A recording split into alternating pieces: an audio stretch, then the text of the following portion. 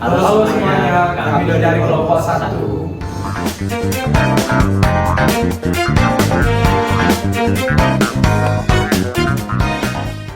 Halo semuanya. Pada video kali ini kami akan membahas mengenai ketahanan nasional yang dimana kami akan mewawancarai Kak Bagas selaku Ketua BEM FEUNSUR.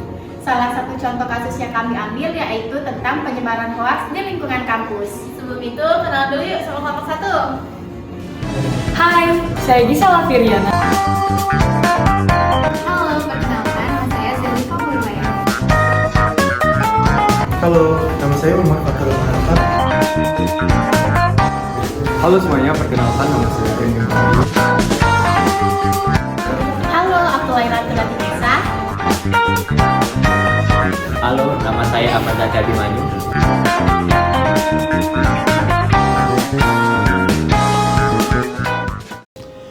Baiklah, di sini kami akan memulai sesi wawancara. Di sini kami sudah bersama dengan narasumber kami, yaitu Kak Bagas selaku Ketua dari BEM Fakultas Ekonomi Unsri.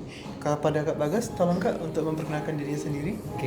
Baik. Perkenalkan, nama saya Bagas Karya Pertama.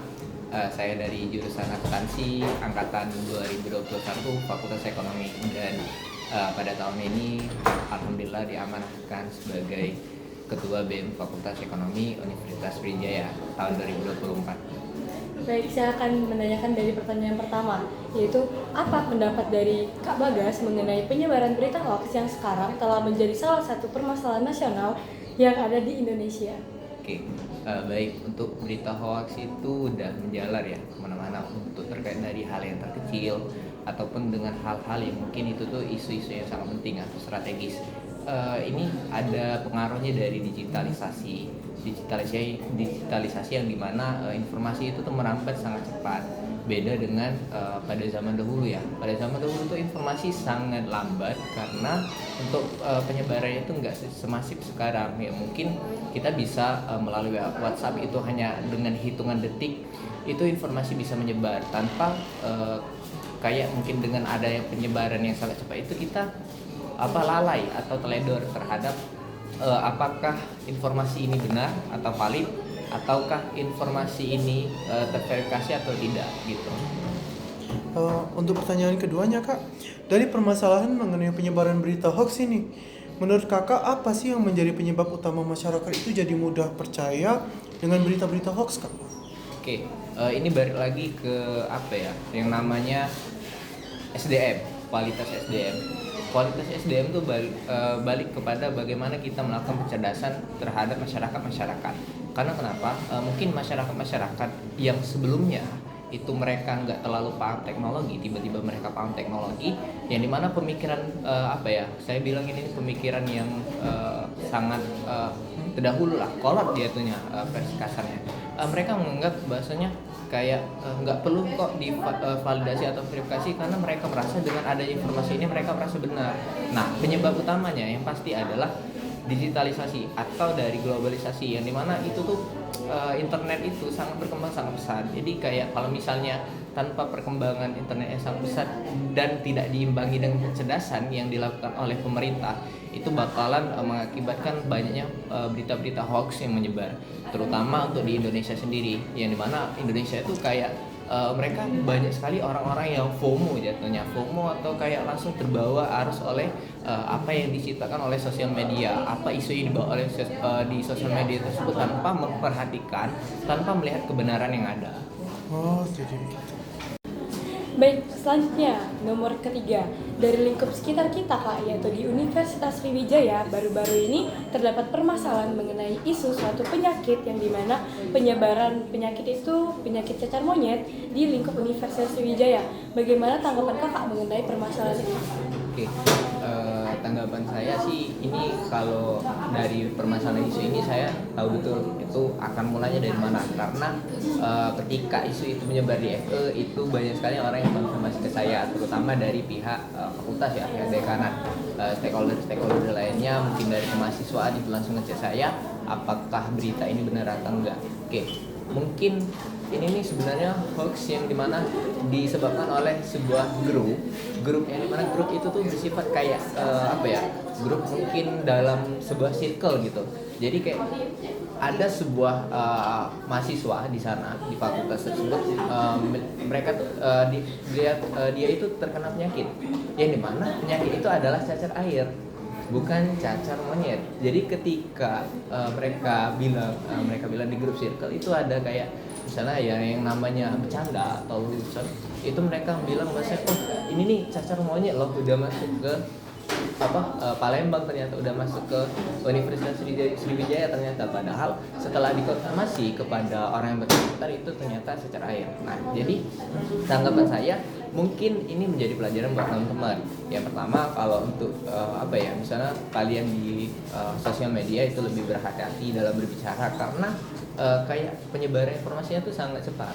Ketika kita bicara cacar monyet mungkin bisa diteruskan oleh teman kita meneruskan ke teman yang lain terus menerus sampai ke fakultas lain, bahkan bisa ke universitas lain. Jadi kayak lebih baik kita validasi dulu, karena saya juga waktu itu memvalidasi berita ini terlebih dahulu apakah memang benar cacar monyet masuk di Universitas Sriwijaya. Sedangkan di dalam Palembang pun di berita-berita yang dimana itu tervalidasi atau terverifikasi kayak di Tribun Sumsel atau di Sri Popo itu nggak ada.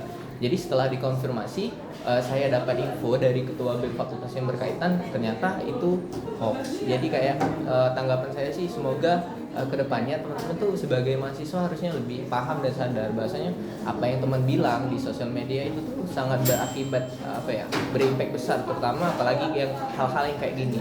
Ini kan cacar monyet kemarin itu jadi isu yang sangat trending waktu itu.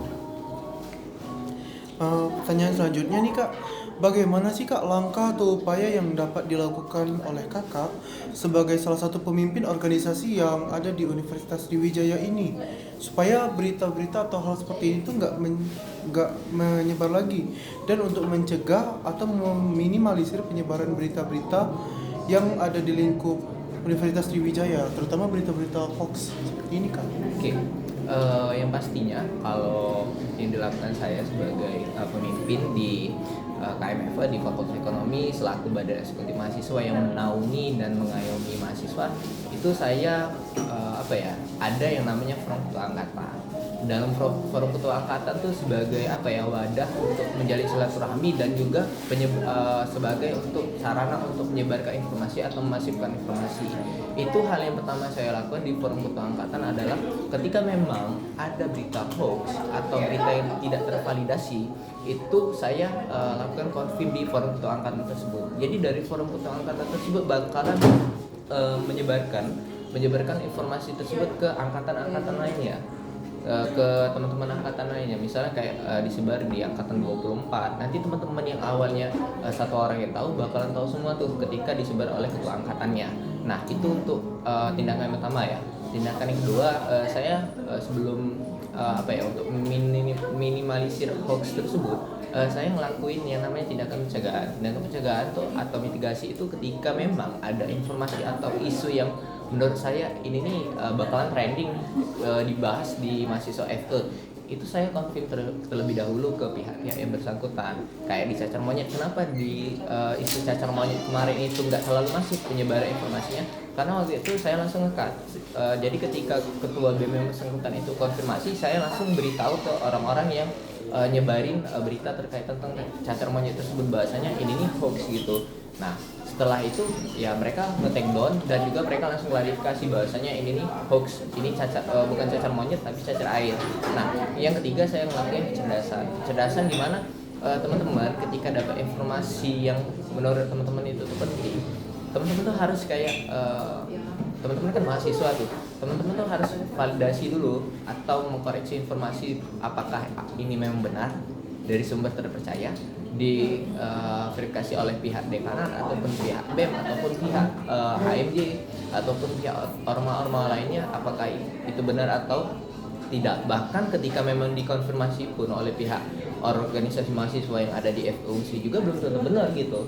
Kayak ya kita perlu verifikasi dari banyak pihak-pihak atau stakeholder. Nah, itu tindakan-tindakan yang saya lakuin selama untuk menjadi pemimpin di KMF ini untuk menangani berita-berita hoax. Dan alhamdulillahnya jarang kalau di Fakultas Ekonomi itu ada isu-isu yang sangat general atau sangat trending ya. apa ya menyebar, kecuali ya mungkin isu-isu ya menurut saya itu tuh nggak terlalu penting dibahas karena itu tuh bersifat personal, jadi kayak ya sudah gitu, dan juga nggak bersifat untuk mencoreng nama baik dari Fox Ekonomi, itu nggak ada. Baik, selanjutnya, menurut kakak, apakah diperlukan sanksi tegas kepada para pelaku penyebaran berita hoax seperti pada isu penyebaran berita hoax di Universitas Sriwijaya mengenai penyebaran penyakit cacar monyet? Oke, terkait tentang isu tersebut, learning by doing ya yang saya lakuin ketika ada penyebaran informasi-informasi hoax, itu yang kita pahami bahasanya kita tuh susah untuk mengusut tuntas siapa sih dalang pertama yang menyebarkan informasi hoax tersebut.